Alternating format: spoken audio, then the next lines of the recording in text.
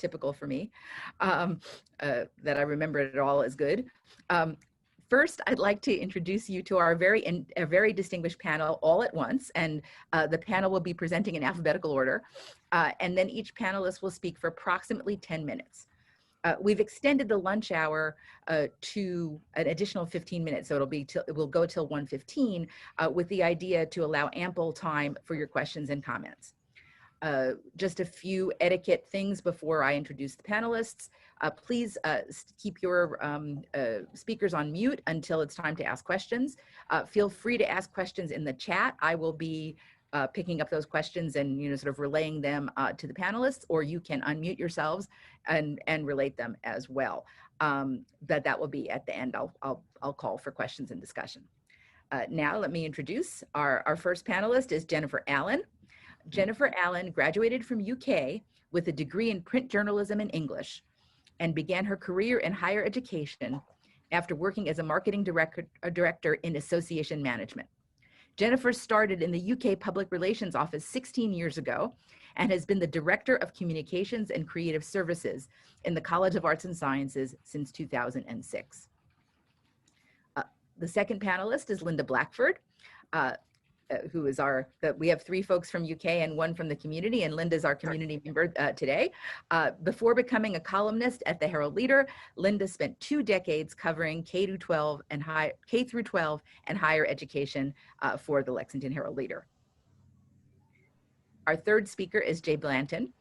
As Chief Communication Officer, Jay Blanton oversees media relations, executive communication, and crisis communication. He has served in a similar communication role at UK. He has served in similar communication roles at UK from 2004 to 2008 and 2010 to present, in state and local governments and in the private sector. He has received bachelor's and master's degrees in journalism and education from UK. Our fourth speaker is Jeffrey Peters.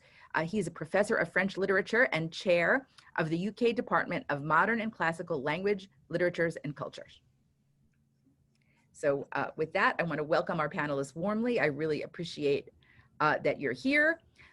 And we will go ahead and begin with Jennifer Allen. And I'll go ahead and mute myself now. Hello, everyone. I'm really pleased to be here. So thank you very much, Karen and the CHSS for inviting me to this. So I had to think back some to my newspaper experience, which I did have even before I graduated at UK. I worked in newspapers for a couple of years.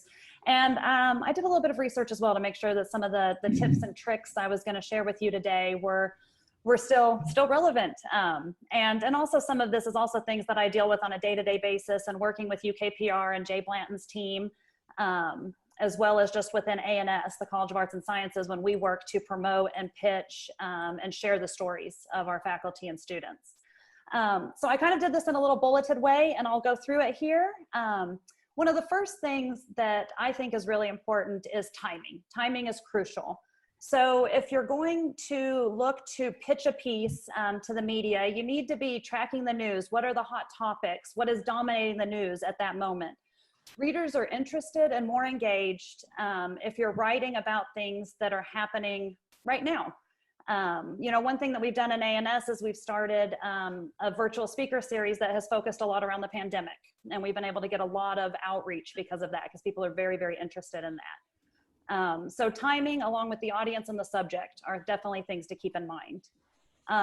One big piece in journalism, don't make your pieces long. Make a single point, do it well, be clear, and be persuasive. Try to explain your main point in 1 sentence, maybe 2. And if you can't, you're trying to cover too much in 1 article. You have about 10 seconds to hook a busy reader. So that means that you need to get your point quickly, get to your point quickly and convince the reader that it's worth their limited time that they have to read further and really engage with what you have to say. Whenever I work with faculty or students, or even write stories myself for the college, you really have to tell the reader, why should they care? Why do they care? Why is this important to them? You know, while you're writing, you can stop every few paragraphs. I do this and ask yourself, so what?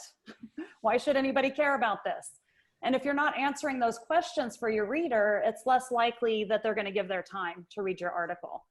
Does your piece have suggestions that will help them lead a healthier life, or make their children happier, or navigate a tough career choice, or get through the holidays during a pandemic? Explain why your readers should invest their limited time in this article and care about it.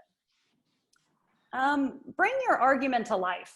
People remember colorful details better than dry facts. When I was doing some research, I came across this example, and I think it speaks to this really well. You might remember the Pentagon's overpriced toilet seat that became a symbol of federal overspending, but you probably don't recall the total Pentagon budget for that year.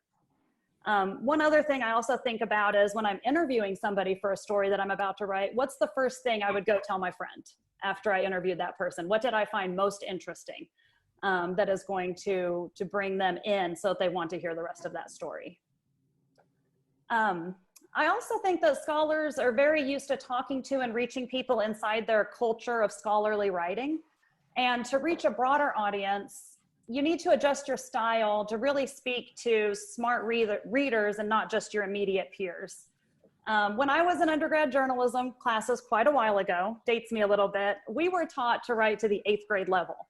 In academia, I've heard people suggest that writing for a smart undergraduate is a good benchmark. According to the Literacy Project, the average American reads at the 7th to 8th grade level, and most mass-marketed novels are written at a 7th grade level. As I was doing some research for this, I found that the average newspaper is written at about an 11th grade level. So I just thought these were some interesting comparisons for you to think about as you're looking to write and reach a broader audience. One thing with news writing or op-ed writing that I notice, and this is in my style from my journalistic studies and writing, is that you'll notice a lot of short sentences and paragraphs. It's crazy, but sometimes a paragraph is just one sentence. It happens a lot in journalism. A lot of it probably just also might be my style of writing. But when you're looking to write an op-ed, look at the outlet you're targeting. Look at their sentence, their paragraph structure, and mimic it. You know, cut your long paragraphs into 2 or more shorter ones. Makes it easier to digest for your audience. I know many probably already do this, but it's worth mentioning, write in an active voice. It's easier to read. It leaves no doubt about who is doing the hoping, the recommending, who is trying to draw you in to that piece. And looking at the op-eds, if you're writing an article in response to an earlier piece that might have gotten you riled up or that you have a lot of opinions on, avoid your op-ed being a point-by-point rebuttal. It's unlikely readers maybe saw that other article or even remember it. You can mention it and then argue your case, but if you feel like you really need to hit all of those points, you could look at writing a letter to the editor instead of an op-ed. That might be a choice.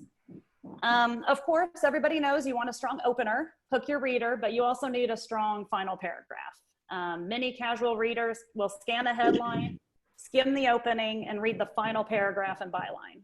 So you want to get them really hooked there and then keep them at the end. Let me see here.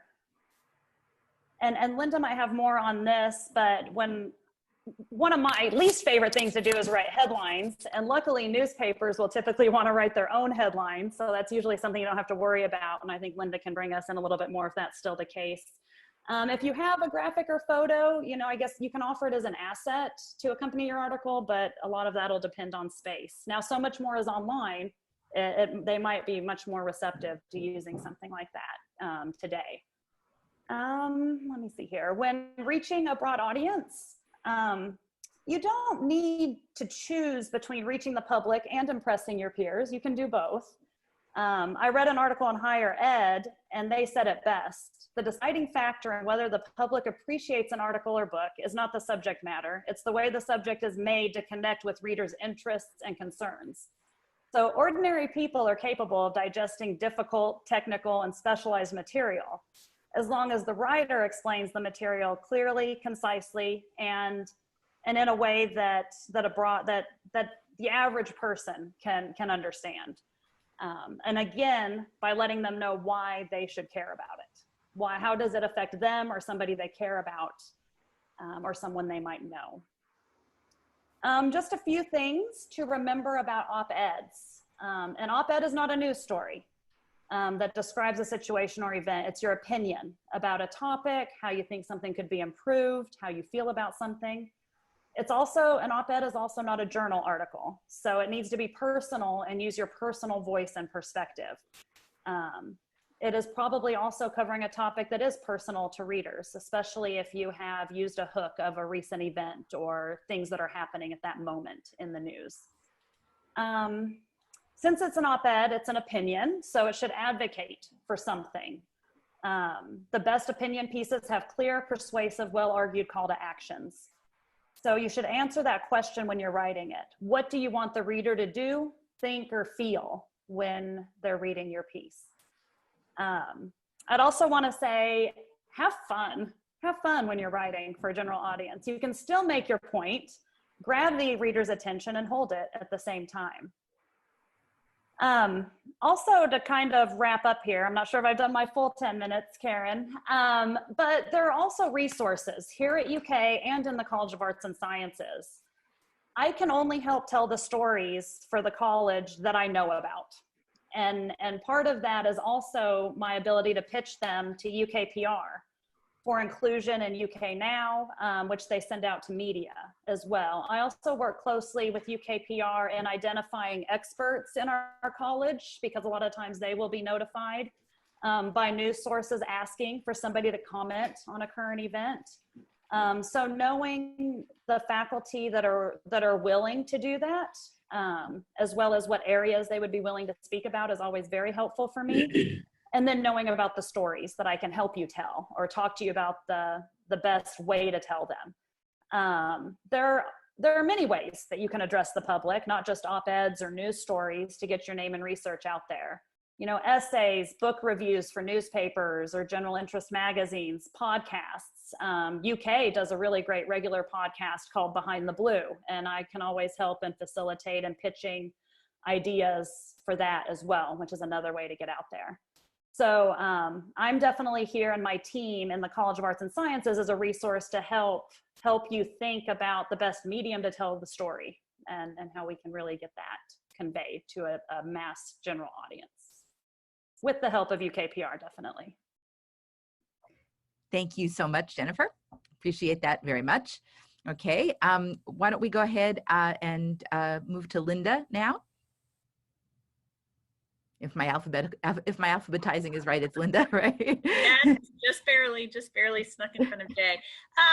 Thank you so much. And Jennifer, wow, that pretty much covers it. I don't really need to say much now because she kind of hit it all. What I wanted to do is make a plea for more academics writing for our opinion section, because UK has just a treasure trove of people doing fascinating work. And, you know, this divide between the city and UK that we always talk about is real, and people don't understand what's happening there. They don't understand the kind of research that's going on. They don't understand about humanities research and how it can be connected to everything that's happening right now. They don't know about the scientific research that's going on, which people can explain. You know, you have to break it down a little more for a general audience, but we love to get stuff like that. And I'm on this big kick right now because what I want is more women to write for us, because we have just recently done an audit. And I was mentioning this to Jay yesterday.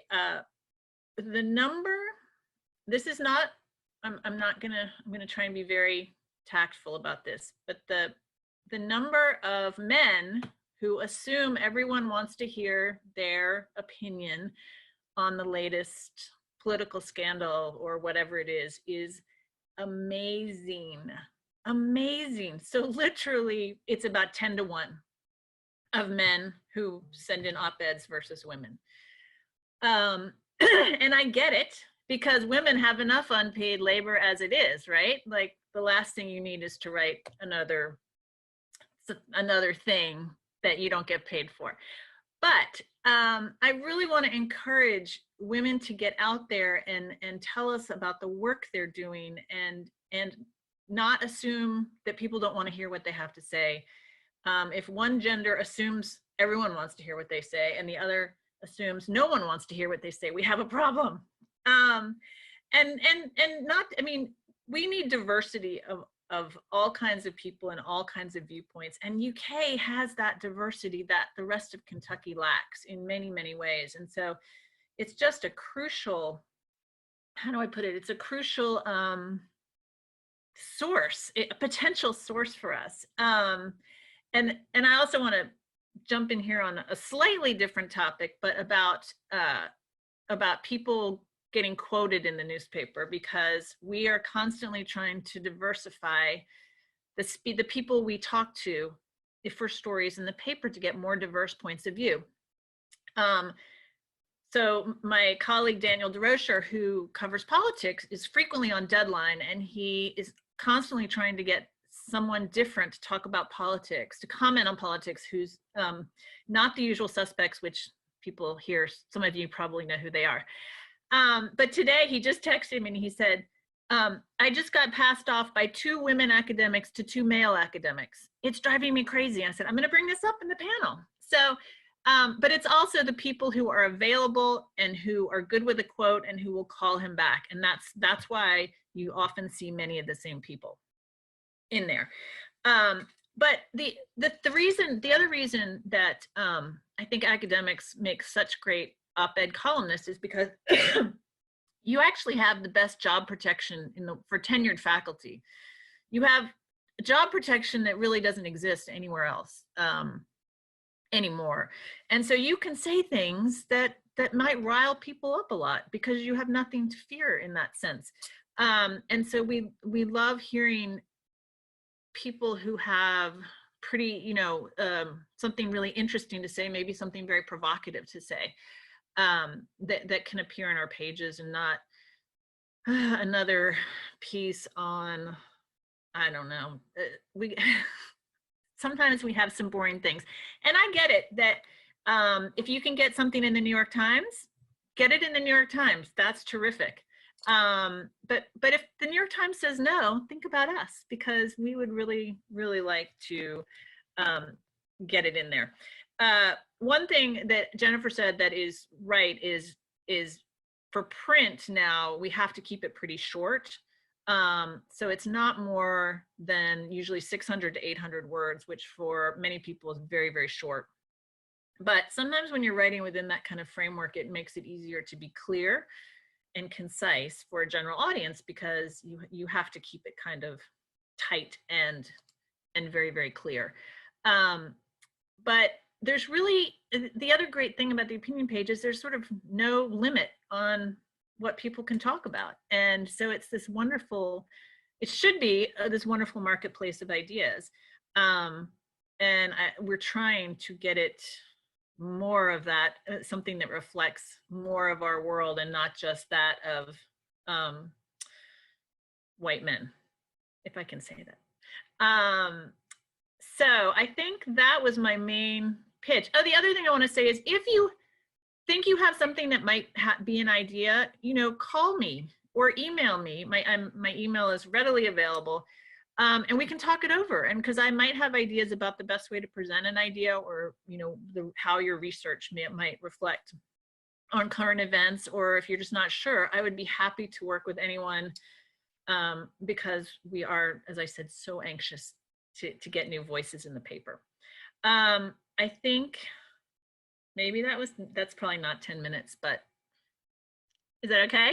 That's okay. I mean, I think the points that you raised are very interesting, and I think very worthy of discussion. So it'll be fine for us to have, if we run a little shorter, it'll be fine for us to have even a broader discussion than maybe anticipated, because those were very important points that you made. Okay. Thank you. All right. So next we have Jay Blanton. Good afternoon, everybody, and thank you for letting me come and visit with you for a while. Jennifer and Linda made terrific points, and I'm going to end up reinforcing a lot of the points that they've already made. It'll be a surprise for Linda. She and I are going to agree on almost everything in a conversation, so it's a banner day for both of us in that respect. I'm joking. Anyway, I think I want to start with where Dr. Patron kind of started, and in talking about the notion of multi-layer crises in our country right now.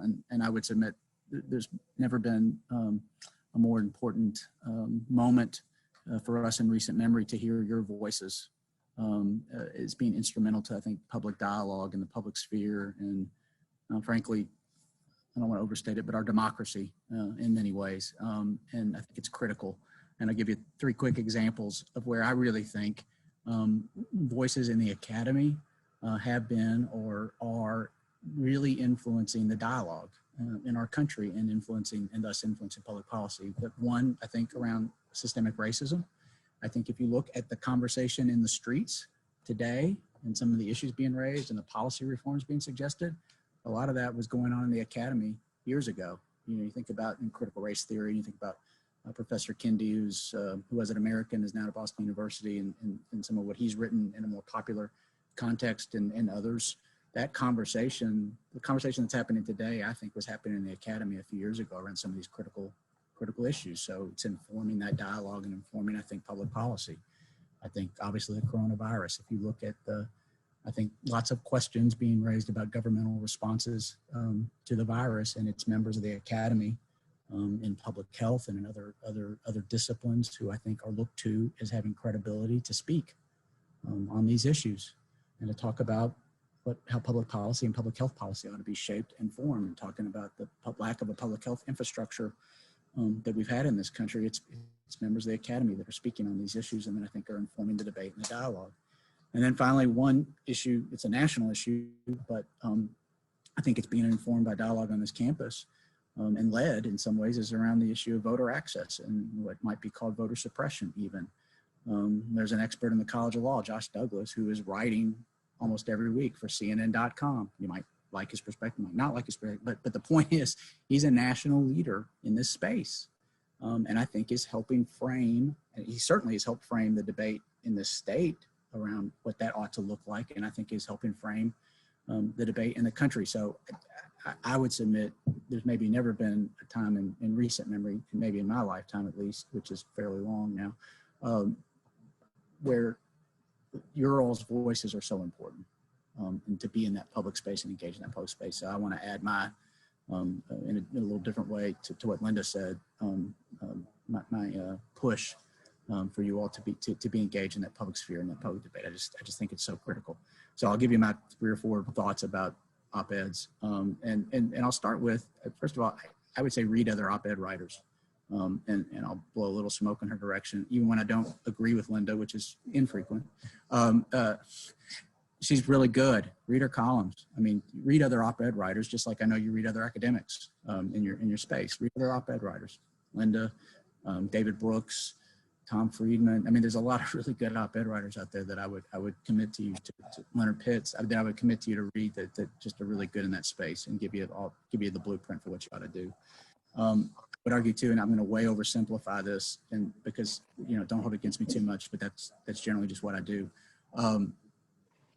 You almost got to kind of reverse engineer what you normally do in the academic context with a journal article, which a lot of time I think from my limited reading from when I was in grad school, I had the opportunity to read more journal articles. It tends to be sort of an incremental kind of point that you're making, and you get this big long lit review that you give, and you sort of to push a point along a little bit. You don't have to do that in an op-ed, and you can't do that in an op-ed. You need to think of what that one overarching point is. You lead with it, and your credit. You don't have to give the lit review because your PhD and your standing and your title is all the credibility you need. You don't have to go and relitigate sort of what the literature is. You just need to make your point because you've got credibility by virtue of who you are in the op-ed, generally speaking. Linda's point is right. The op-eds are getting shorter and shorter and shorter. When I started in the business as a journalist many moons ago, you could see 850 word, 1,000 word kind of op-eds. You can't do that anymore. The 600 word kind of op-ed is about where it's going to be. And either you write it at 600 words, or when you turn it into 800 words, Linda is going to very nicely cut it down to 600 for you. So, and you may not like what she does to it, but that's the way it is. So so start, I think, and she's done it to me, which is you got to start with where you want to be in terms of word count and word space. You've got to lead with the most important point that you're going to make. Pack your power up top. Word pictures are important. Anecdotes are important. That startling stat or eye-popping stat is important. I would argue that a good op-ed in some ways is like a good speech. You might make 2 or 3 points, no more than 3, that back up your primary point, and that's it. Get in, get out. And whether you explicitly or implicitly sort of rebut your opponent in the middle of that, you can do both. And then I would argue too that you end with where you begin. You know, restate your point, restate that overarching point at the end to make that point that you want to make. And then finally, I would say that the best op-eds have some tension to them. It's an argument. That's what it's supposed to be. You're making an argument against something, for something, with someone. You know, if it doesn't have that sort of inherent or explicit tension, then it's probably, which kind of speaks to Jennifer's point about it needs to be a relevant, timely topic. And frankly, a lot of what you all are doing in your disciplines is even more relevant, timely than you may realize, I think, given the world that we're living in right now. But I think you need to have that sort of inherent tension and maybe making an argument about something or against something. So I know I didn't go 10 minutes, but anyway, that's what I have. Thank you. That's okay. Thank you, Jay. I think sort of getting that bigger world perspective is really important. So, and I think there's a really good conversation to be had here. And our last speaker for today is Jeff Peters. Thank you, Karen. Can everybody hear me okay? Okay. Thank you. And thank you, Karen, for inviting me to participate in this, this workshop. This is a great topic, I think. And let me begin by just saying that I want to be absolutely clear that I am no expert in writing for the public. I am no op-ed expert. I'm a total novice. I've written a total of 1 op-ed. But I think what I can do is provide precisely that context. As an academic who really doesn't do this very often, I think I can offer some lessons on what I learned from a kind of crazy time. And I'll talk just a little bit about what sort of necessitated the op-ed that I wrote, the context that generated it, and then what has happened since then. And one thing that I will say, and this is sort of one comment that I would make for my fellow academics that you need to think about before you write an op-ed, excuse me, is that the op-ed that you write very well could suddenly go viral in a way that you have no control over and have no, that you could not possibly have anticipated. The op-ed that I wrote 4 years ago, actually almost 5 years ago now, in February 2016, in response to a press conference that the then Governor Matt Bevin had given. And I'll talk more about that in just a second. But I want to sort of illustrate what can happen with your op-ed by telling you that within 48 hours, the op-ed, which began in the Herald Leader, was picked up by the Chronicle of Higher Education, by Inside Higher Ed, by a number of more specialized journals. It appeared in a mathematics journal, I discovered. And within 48 hours, it had been cited in the New York Times. And I could not possibly have anticipated that. It was certainly not my goal.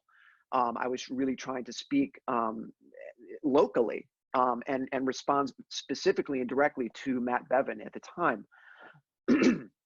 And it appeared in the New York Times. It wasn't actually quoted, but it was cited in the broader context of an article about universities, state funding, and STEM fields. And then just one more example, one more kind of anecdote, is that a couple of years ago, I was at a colloquium, a small kind of colloquium for specialists in my field at Indiana University. And it was a small group, and I was giving an hour-long lecture. So it was really for specialists. And the woman who introduced me, I had given her my bio, as we do. She introduced me, but she had also Googled me. And the first thing she saw was my op-ed that I had written in response to Matt Bevin.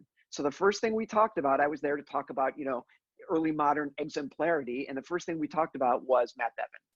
So it can be sort of stymieing to consider that your name could be forever, as I'm afraid mine now is, associated with Matt Bevin on Google, in Google. So that's something to think about. before you write your op-ed. The other thing that I think for those of us who are academics and who are used to writing in really specific ways for specific audiences in specific scholarly contexts is that as Jay I think was just saying, editing will be taken out of your hands. And that is also something to think about. You write your piece, you send it in, and if it's accepted, it gets edited by someone else, and nobody asks you. You don't get proofs. You don't get to approve or not approve, the changes that are made as we do when we write scholarly articles. The changes are made. One incredibly witty thing that I thought I said in my op-ed was just deleted. I know it wasn't you, Linda. So that, that's something that's very different from the way that we usually work as well. So let me just say, I mean, so in some ways that, Linda, Jennifer, Jay, I mean, you guys are journalists and PR experts. I am a novice, but I think I can give the sort of academics perspective. And I would really just reinforce everything that Linda, Jennifer, and Jay said, which really does overlap with what we do in our own work and what we teach our own students, which is you have to have a hook, right? I mean, you need to get your reader right away. You need to have a clear argument that you develop. Although in this specific kind of newspaper context, you have to do very, very quickly. I think my op-ed was 500 words.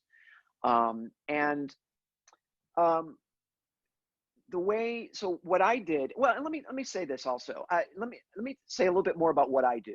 Okay, I'm a specialist in early modern French literature. Okay, so you can imagine that I don't necessarily have obvious opportunities to write op-eds in the local paper. But I would make 2 points about that. First of all, regardless of how ostensibly obscure our academic disciplines are, we can find very useful and important ways to address a larger non-academic audience. And I think as Linda, Jennifer, and Jay said, I think it's imperative that we do so, particularly at this moment of scrutiny of university and state budgets and funding models, to explain to a non-academic public what it is that we do and why it's important that we do it and that we're here to do it. And the second point that I would make is that I would say that those of us who work in ostensibly obscure fields like early modern French literature, it is all the more urgent that we address a public audience, to a broader public, to talk about why these so-called obscure fields are so important. There is a lively debate in my field of literary studies and second language acquisition in particular, about whether the best way to explain what we do and defend what we do to policymakers is to emphasize the practical dimensions of what we do. Okay, and that's one totally legitimate way of proceeding. Here are the real world, practical skills that students in humanities and literature study learn. Skills of, and these are all skills that overlap with journalism and classes that students take in the College of Communication, which have to do precisely with writing, expressing oneself persuasively in written and spoken form and so forth. And so that's one argument that is made. We need to demonstrate the practicality of the humanities.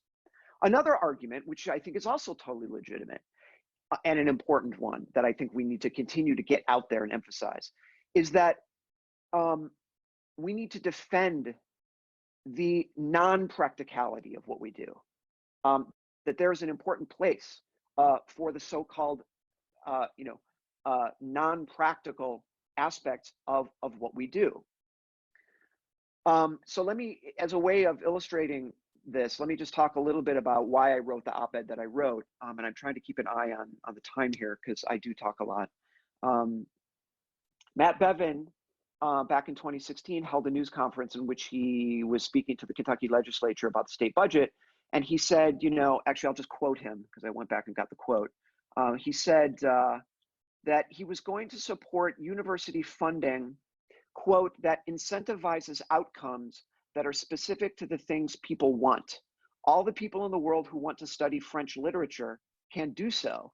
They're just not going to be subsidized by taxpayers like engineers will be. Okay, that's the quote from Bevan, and that was what, you know, motivated the piece that I wrote. Now, you know, Matt Bevan was using what literary types and rhetoricians referred to as a metonymy, right? In other words, you substitute the attribute of the thing represented for the thing itself, right? In other words, like calling business executives suits, right? And so, you know, one of the reasons that he referred to French literature is precisely because there are people like me who use words like metonymy, right? And rhetorician. So those are words you don't want to use in your op-ed, okay? But I understood what he was saying. He wasn't actually talking about French literature. He was talking about the humanities, right? He was talking about, and sometimes the social sciences as well. So I understood what he was saying, but as an actual scholar of French literature, I thought it was important that I respond to him. And one of the things that I discovered right away and that I used as my first sentence that Linda and Jennifer and Jay talked about as sort of my hook was that Matt Bevan had been in college a Japanese and East Asian studies major. And that was my first line, right? To say that, you know, oh, isn't this great? Matt Bevan majored in East Asian studies and Japanese language and actually studied abroad in Japan. And isn't that nice that that led to his life in public service? And then, of course, you know, I went on to say that that's not at all what he was saying in his press conference. He was talking about why we should, and he didn't say this in this press conference, but he said later, students who want to study French literature should go up to the Northeast, to the Ivy Leagues, and take classes there. And I thought, you know, what is he saying to the citizens of Kentucky? You know, that somehow the citizens of Kentucky are not worthy of these so-called non-practical disciplines. And that was sort of the thrust of my op-ed. So that's what I would say to my academic colleagues is you need a way to do something that we do all the time, which is to translate what we do into a format that in those first 10 seconds, as Jennifer said, will get the attention of the reader and make them care about what we do as literature scholars, as historians, as philosophers, and, you know, as geographers and sociologists. And then I think that these days it is more important than ever, as Jay was saying, to do that work and figure out a way to address a non-university, non-academic, broader public. So I went over a little bit. But that's great. Thank you. Thank you very much. I really appreciate what Jeff said, and I appreciate all four panelists for, you know, sort of raising a lot of really important questions.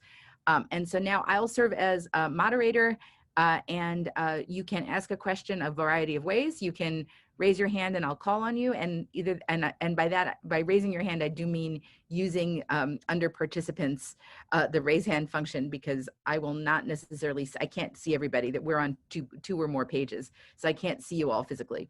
And if you don't want to do that, go ahead and you can write your question in the chat and I will read it for you. Or you could just let me know in the chat that you have a question and I'll call on you. Those are the ways to go. So the floor is open for any of our, you know, questions to any of our four panelists. Okay, Molly. Hi, I came a few minutes late, so I regretfully missed Linda and Jennifer's presentation, so I'm sorry if this came up earlier.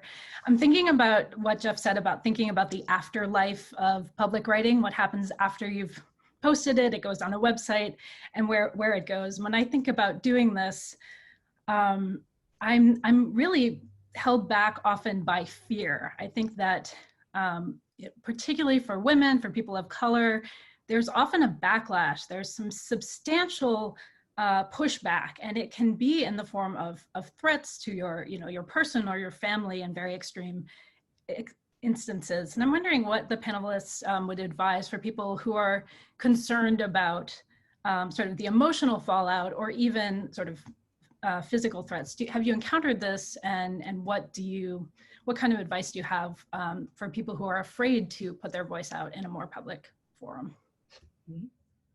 Thank you so much, Molly, for the question. The floor is open for any of the four of you to tackle that. And here's I can start because I do get a lot of ugly email. I haven't had any physical threats, but in the world of Donald Trump and social media, people will say just about anything. My perspective is that if I dish it out, I have to be able to take it. And so, but I have maybe a different perspective that way because I'm sort of a public scold as an opinion columnist and an editorial writer. I think that the nobility of what you're probably talking about has to outweigh your fear, and it has to be, you know, you're on the side of the angels, and criticism is hard, but the first thing is never read the comments, and the second is to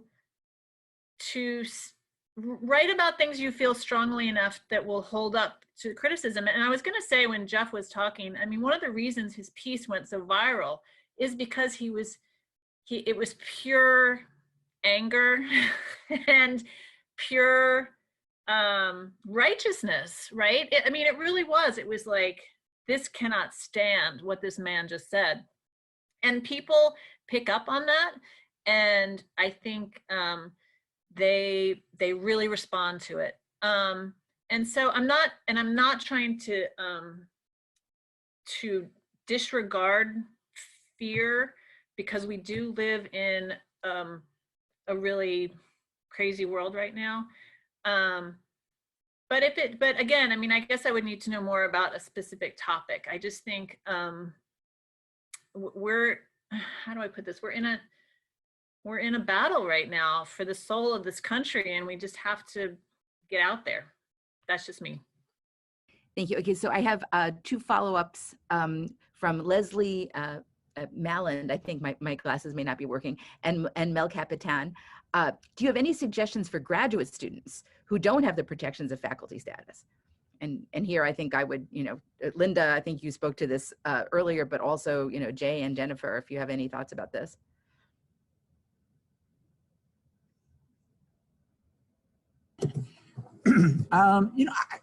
Here's my honest take, and folks can disagree with me. I think for graduate students in particular, if you're speaking about a topic in which you're clearly an expert and that is informed by your discipline, I think the risk is, I can speak to risk from within your department, but from the institution, if that's what's being asked, or from elsewhere, I think the risk is pretty minimal. And I would harken back to what Linda said just a second ago, which I agree with wholeheartedly. We need these voices right now in our country, and I realize too that given who I am and how I look and where I sit, that I cannot possibly empathize with the point that I think Molly made, which was a really good one. I can't speak as someone who has a partner that also has been in the public space, and she's been publicly criticized before, and so I've watched that, and so I felt that. So I can't speak from that perspective and say that I think when people attack you personally, that usually means you're winning. When it becomes a personal kind of thing, that usually means they don't have a good argument against you, and so they've resorted to that. And I realize that's cold comfort. And I don't mean it to sound like that, and to Linda's point, to disregard anything you're saying at all, because I agree, and I felt those things too sometimes, and it's not fun. But usually I found that if someone's gone to the personal level, which is where it goes these days, particularly pretty quickly on social media, that usually means they don't have a particularly good argument, and you've probably won already. So. If I could just jump in here for 1 second. Yes. I would just say, I mean, Molly, great question. I mean, as Jay was saying, my perspectives, my position is a little bit different, but I was very reluctant to write this piece. mean, I knew just enough about, you know, the kinds of ugly comments that one can get. I didn't get too many, though there was immediately, instantaneously, practically, a whole comments debate discussion following the op-ed, which was really just a kind of wake-up call. I mean, I think as academics, at least those of us who don't write these sorts of public pieces, we know that this happens, but we don't really, you know, unlike Linda, we're not writing regular columns. We're not as used to this. But what I would say, and I guess I don't have as you know, since I'm not a professional in this area at all, I'm not sure I have a really great response, Molly, to your question. But the one thing I would say, sort of on the other side, on the positive side, is that I think this kind of public forum is a real opportunity to reach a lot of people. I think that, unlike the kind of writing, I mean, I think that in my case, I think it is entirely true that more people have probably already read my op-ed than will read all of my scholarship books and articles and book chapters combined over the course of my career. So I mean, and that's both sad, but also I think it speaks to the power that we can have as academics in this very different kind of public forum. Thank you so much. Great responses. We have a question from Nikki Brown. Hi, thank you so much for this really great panel. I want to ask something specifically. Do you have any specific tips for historians? Because here's my specific issue. The debate yesterday produced the president making a call out to a white supremacist group. And as a historian, I thought, wait a minute, I've heard this before. And I'd like to sort of write about that. But my question is, you know, I think I don't want people's eyelids to become droopy and heavy when I start pulling out receipts. Like this happened here, this happened there, this happened there. So I want to talk about, or I want to present, write a piece that is full of righteous indignation, but isn't, I don't know, but doesn't bore people into just going on to the next thing. I guess my point is that a lot of academics are writing about white supremacy now.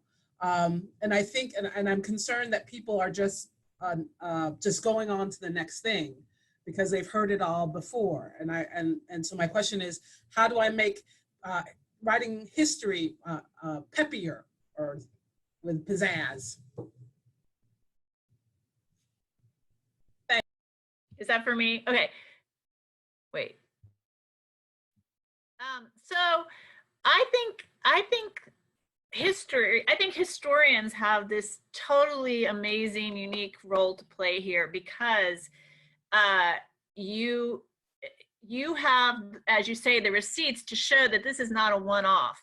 And people want to know that. They want the context of it. I feel like we can't write enough about this point. And to have perspective on how it's been used throughout history, you know, where, when, that kind of stuff, average people don't have at their fingertips, and you do. And generally speaking, when you're writing about true things that happened along these lines, it's hard to be boring, I think. I mean, really, especially if you can sort of free yourself from academic style writing and pretend like you're talking to someone about it. I just, you know, it's like, what would you be telling your mom if you were like, can you believe what happened last night? So I think you're in a terrific place, and I would really encourage you to do it, and do it quickly, because that is the thing that Jennifer said that's so important, is the timing is right now. Because people do forget. Our brains are full of stuff happening all the time, and we have to jump on things, which makes it hard, makes it harder. But it sounds terrific. I just wanted to add one more thing. I think that was wonderful, Linda. I just wanted to say too that my husband also, his undergrad was in history, so he is always telling me, especially when I'm feeling the bleakest, when things are happening, he's always telling me, it happened before, we got through it. And he likes to also sometimes say, this isn't the worst thing that has happened in our history, and we have gotten through it as as people, you know, right, together. And I think that one thing too, Nikki, is maybe even, and I don't know if it'll fit in or not, but people also want to know what they can do. I think there's a lot of hopelessness. So you see it in the past, how did people get through it? And then how can we apply that to what can I do now? Amid even a pandemic, amid everything else, how has it turned around in the past?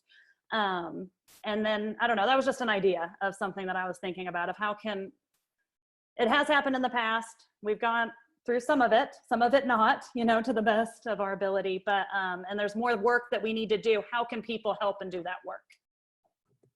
Yeah, I think one of the most powerful ideas out there is the idea that we've been here before, and that it needs to be explored more. And I keep thinking, I'll give you a different example from one of your all's colleagues. Tracy Campbell's recent book on 1942 is a great example of, I mean, one of the theses of the book, I would argue, is how fragile democracy really is and how it is not foreordained that it will be successful. And so to be able to harken back to that and then come to this point, I really think you should write an op-ed about that, and make that point. And I think your point, Dr. Brown, is exactly the same. You know, we've been here before and it's not foreordained that we're going to get out of it either. And we need to talk about that. And the perspective you bring to that is critical. If I could just add one quick thing, you know, I think as historians, as academics who work on, you know, perceived, fairly obscure topics, I'm a big fan of what I call the rhetorical pirouette. You know, I mean, you need something right at the start, just one sentence to get people's attention.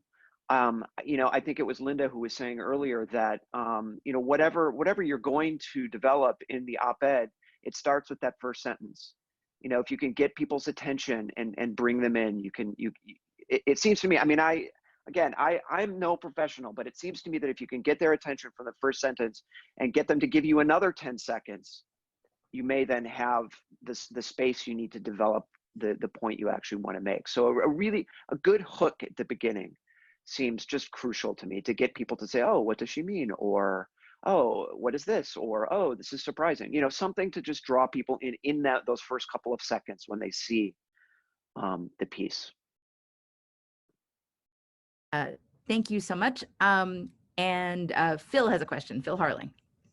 Yeah, thanks everybody. I got here late to the party, so my apologies for that. But this is just kind of piggybacking on my friend Nikki's question, and that is the role of anecdote as a way of getting into an opinion piece. Realizing that you're only going to be effective if you, or usually only going to be given 500 words. And I fully share Nikki's concerns, even more so after last night's debates, because it is a question of white supremacy, but I also think it's now a fairly open challenge to our democratic institutions. And I feel that's something that needs to be written about from the perspective of people who know a few things about democratic institutions that are in peril, that have been in peril in the past. So I'd be interested in teaming up with you, Nikki, if we can find a common way forward. But I feel like it needs to start with a story. So how do you tell a good story in a paragraph? Great question. I think it comes back to the first sentence again. You know, I think the anecdote suggestion is a great one. Absolutely. But you got to even get people to listen to your anecdote. So I still think the first, you know, couple of words are key. Would one of the other panelists like to jump in on that one as well? If not, we can take the next question. I mean, you guys are professional writers. You have good vocabularies. I'm not worried about you telling a story in a paragraph. I think it can be done. Thank you. So we have a question from Aria Halliday. Hi, thanks so much. I'm Aria and I'm new to UK, so this is me kind of trying to learn and pick up things as I'm jumping in here. But I have some experience writing for public audiences from graduate school and from my previous institution. But I'm still kind of stuck on like Molly's question about kind of safety, partially because when I was writing for the public, student newspaper, as you mentioned, Jeff, I wrote something about in graduate school about our president a president of the university allowing kind of engineering as an institution to be conflated with white males. And so I had a lot of not so nice compliments about my writing, about who I was. There are people who wrote to say, I don't know how she's getting a degree there. She should be thrown into the river. Kind of, not just nice, not nice things, but things that became, actually violent. And as a professor now, right, my face is everywhere. I'm very easily findable. Owning public property makes you easily findable. And in the last five to 10 years or so, there's this kind of process of being doxxed, right? So all of your public information being available to white supremacist sites, to Twitter, to whatever. And so I'm just, I guess, trying to explore further, right? Not just like a fear that something might happen, but that as a Black person, saying certain things means not only like putting a target on my back, but actively making myself available to, right, white supremacists or Proud Boys or whoever decides they want to be on the standby and ready. And so I think that like, I would like to hear more about how public avenues are working with these kinds of issues. What experiences have been had, particularly with doxing and with kind of violent and racist comments being made on public forums. I know, like, we throw the kind of, free speech thing around and people allow for a lot of things to go on the premises of free speech, but it's not fear. I just have to be careful that it's an actual, very real threat to my life and my personhood and my property on a regular basis. And so I'm just asking for clarity about how institutions like newspapers or other public venues are working with, writers and their IT people and all of that to ameliorate these kind of issues. Thank you. Thank you very much for your important question. Yeah, so, I mean, we monitor comments and we keep a close eye on if things are getting out of hand. We can take down comments, we can report them. I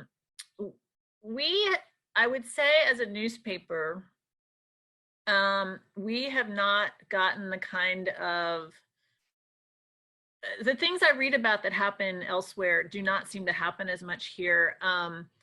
And I mean, I guess I would also say that one of the problems, it's like a chicken and egg, or, it's like an eternal conundrum, is the more voices, diverse voices we can get out there, the less of an anomaly it'll be, and no one will even think twice about this stuff.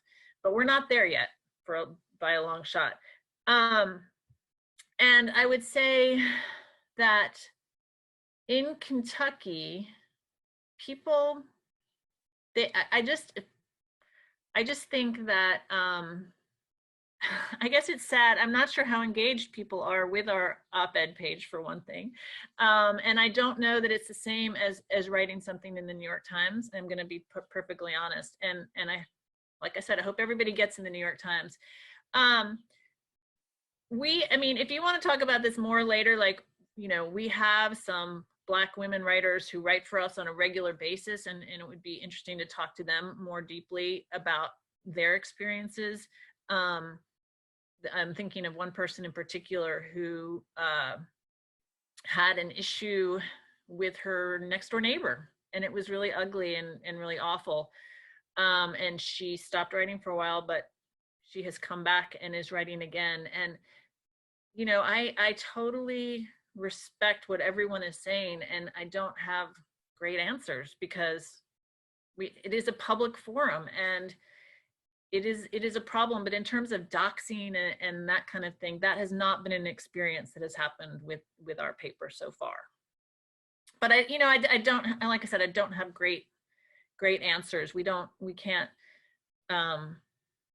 once it's out there, and it kind of has a life of its own, and there's no getting away from that. So I don't know, Jay or Jennifer, anybody, do you have any thoughts on this? I know from the institution's perspective, while we respect free speech, we've gotten more aggressive on our platforms if we see insulting, derogatory, defamatory language, that we'll hide it. We'll find clever ways to push it down. We might even delete it. And I know too, in terms of you mentioned emails, we have recently through our IT department blocked emails if we felt that it was, if the words being used were threatening or derogatory toward people. We've done that toward members of our community.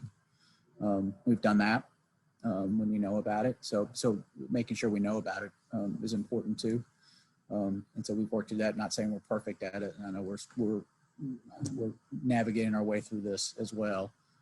But we have, I think, in recent times gotten more aggressive and having that kind of posture, to your point. Thank you. So we have a question from Janet Stamatel. Hi, thank you all.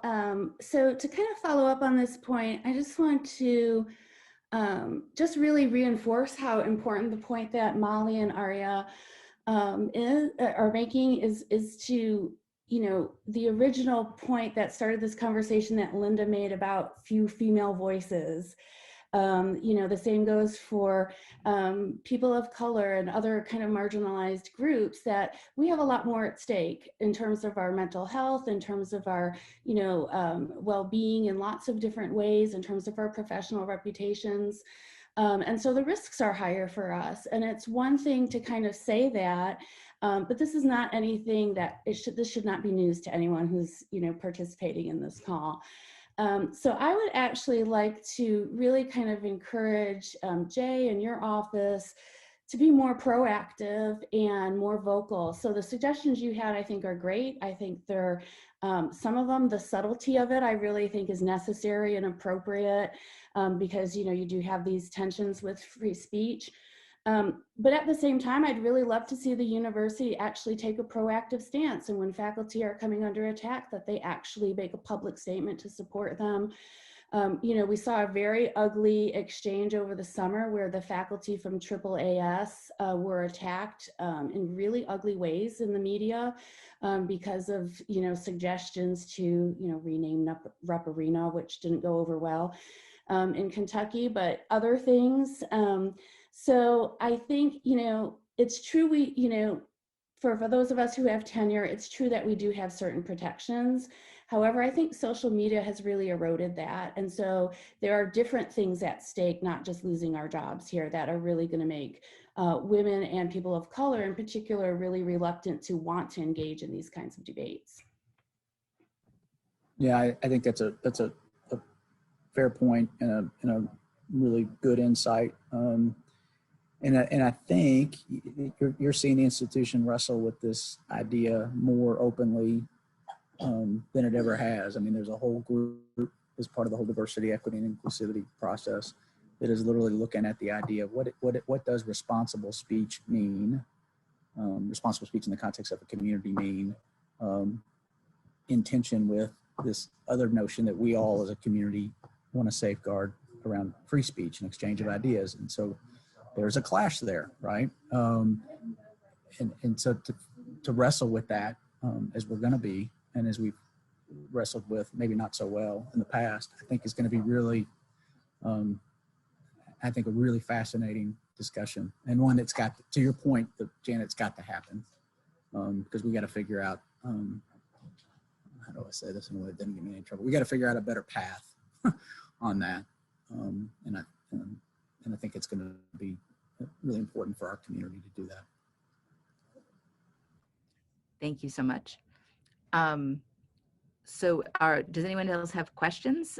If not, I'll give our panelists the last word here. I'll give each of them an opportunity to kind of wrap up if there are no more questions. Questions going once? Can I ask a quick question? Oh, sure, Mel, go ahead. Sorry. So one of the things that I notice on social media is, if there's a historian who I follow on Twitter who's written an op-ed for Forbes or something, and I share it on Facebook, or I see it posted on Facebook somewhere, I think one of the things that I worry about is probably one of the things that drives some of the social media antagonism that particularly women and people of color might face is the rise of anti-intellectualism and the denigration of expertise. And how, I mean, I don't know if this is necessarily a question in a strict sense, but how are newspapers reacting to that? How do we, if we choose to write op-eds, how do we negotiate that we at the same time, we don't want to turn off someone to what we're saying, but as academics, right, I think the value is that we are experts on these things, that we can point to historical precedents, as Dr. Brown said. But how are op-eds, how are newspapers, and how are they responding to that kind of challenge to intellectualism?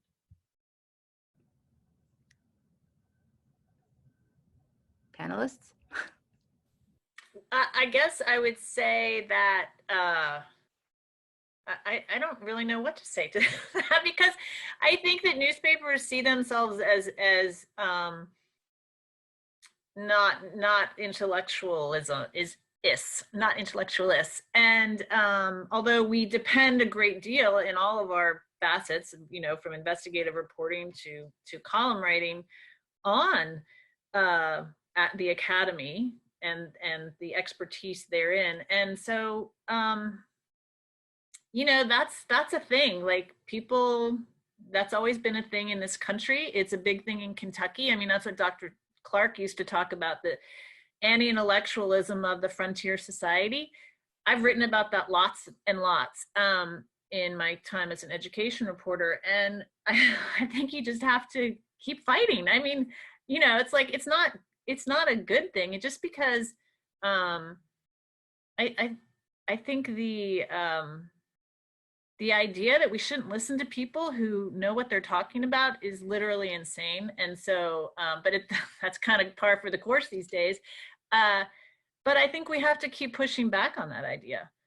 And I think it's this, I also think, this is such a complicated topic, but, this idea of elites versus non-elites, I think what academics can do to help in that particular crisis is to write as simply and as coherently as possible. What people don't like is to be condescended to, whether it's in talking or in writing, and I think that's probably what people react against. But there's no reason to be condescending when you know what you're talking about. Does that make sense? Like, if you're just explaining something, you don't have to be condescending about it.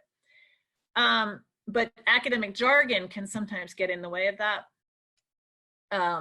which is why we sort of want to discourage that kind of use. But otherwise, I think, you be you. You got to just, you guys, it's like you worked hard. You know a lot of stuff. Tell us about it.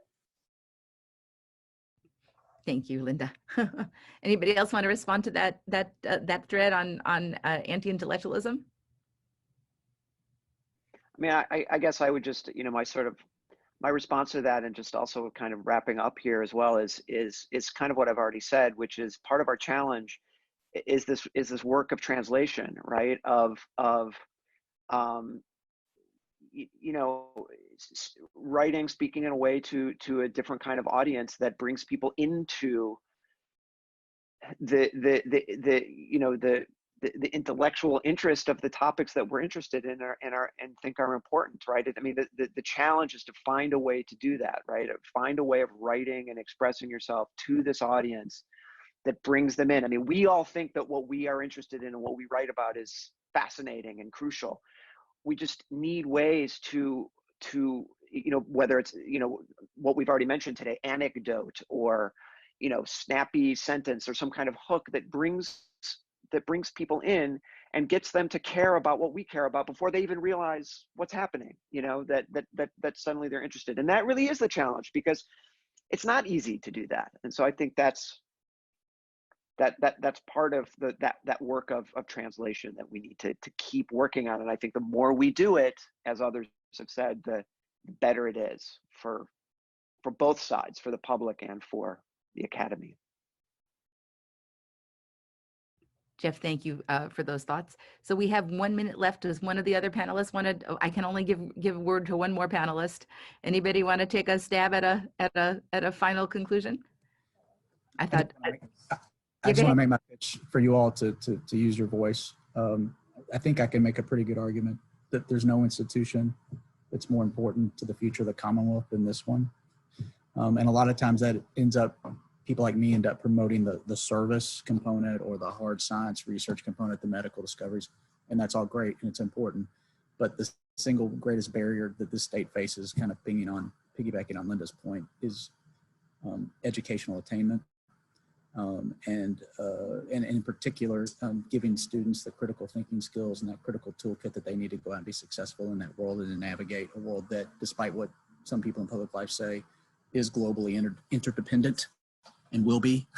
And so your all's voices in this room, adding your voice to that, and I think pushing back against that idea that we just talked about that Melissa brought up in her good question is and people like me need to do a better job promoting it too, but I just think it's so critical. And I don't think there's no institution in the state that does it like we do it and like you all do it in particular. So I would really urge you to add your voice to that. So. Thank you so much to all of the panelists. This was a really very fascinating discussion.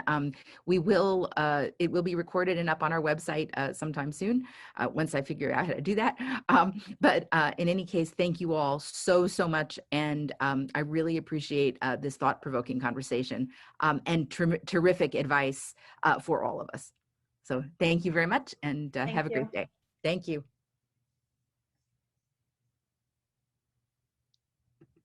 All right.